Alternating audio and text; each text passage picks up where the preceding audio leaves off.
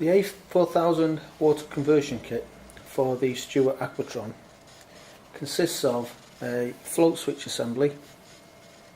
You've got a earth pipe kit deionizer assembly, Jubilee clip, a splice, straight connector and the tube assembly.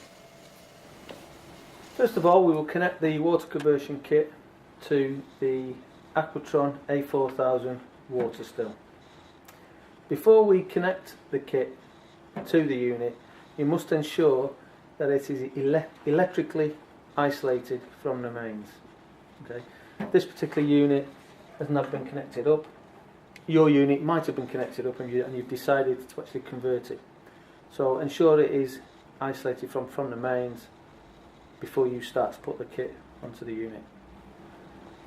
First thing is to take the lid off, the side panel off, the perspex viewing screen, and also we're going to take the switch panel off as well, which has got better access to the plumbing.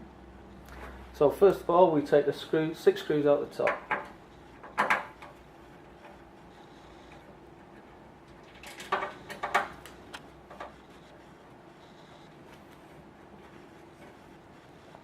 Remove the perspex viewing screen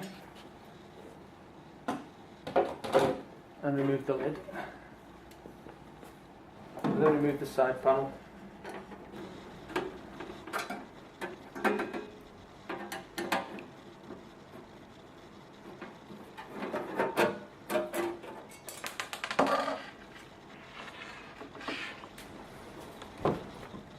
And to remove the switch panel, it's just one countersunk screw at the top.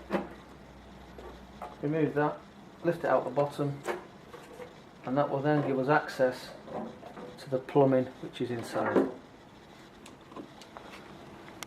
On the inside, the first thing we have to do is to remove the tubing that goes to the boiler level control. This is labelled with number 3, so we remove that.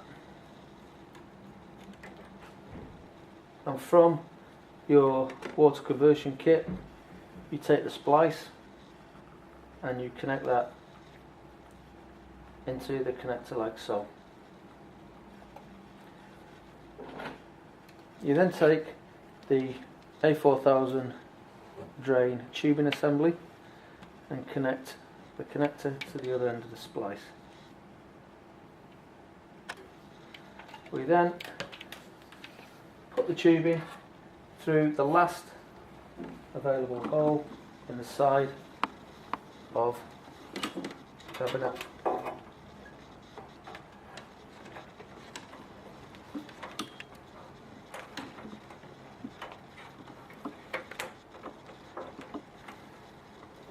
Like so. We then have an earth. The earth is fed through the hole like so, and connected to the earth point which is there. It means taking the nut off, putting that on and the nut back on. For the purpose of this demonstration, I won't connect that up. As you can see now, the mains water will come in from the side, through the flow switch, through the condenser, and then out through the tubing assembly that we've just connected, and that will create our cold water atmosphere for our condenser. We then connect our tubing assembly for our deionizing water. Deionizing water or pre-treated water supply will come in here, so you can remove the dummy cap there. The water then travels through the solenoid. What we need to do is connect this to the solenoid here. To do this, you've got your assembly, you've got a spare Jubilee clip. Okay, put the Jubilee clip onto your tubing assembly and connect the tube onto the solenoid like so.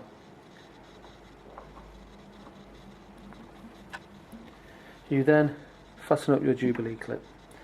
The other side of the tubing connects to the boiler level control.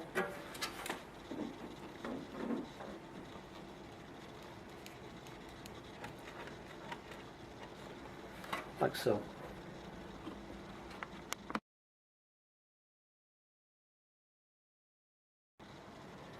We then take the earth, which is connected to our tubing assembly, and again we connect that through the hole and onto our main earth point, which is there. Again, for the purpose of this demonstration, I won't connect that up. You then take your straight connector, connect that onto the input for the deionizer. You can then use your deionizer or pre-treated water supply in there, connect the tubing onto the straight connector, ensuring that it's clipped on properly. You must use suitable tubing for the pressure that you will be using. Next thing is to remove the funnel and the black cap and seal from our boiler level control. So remove the black cap, unscrew it, remove the funnel. Inside you've got the seal. Okay, so you remove the funnel and the seal. We're now going to fit our float switch assembly to our boiler level control. Take the black cap,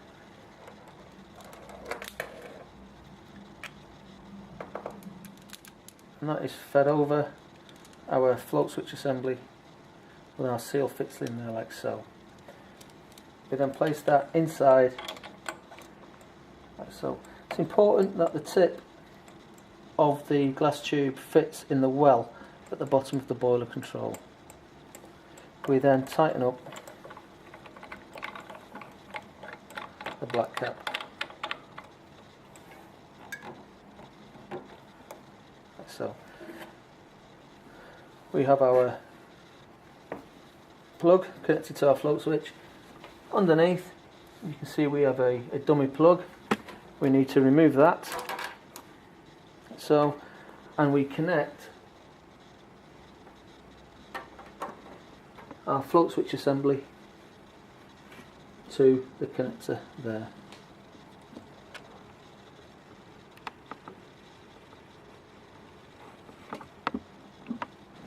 When you've connected everything up like so, next thing to do is to ensure everything is put back together. So you put your switch panel back on, the lid, your side panel, switch the unit on, check it's working, check for leaks, ensure that the float switch system works, ensure that your deionized water is coming in and is being switched on and off by the action of the float switch.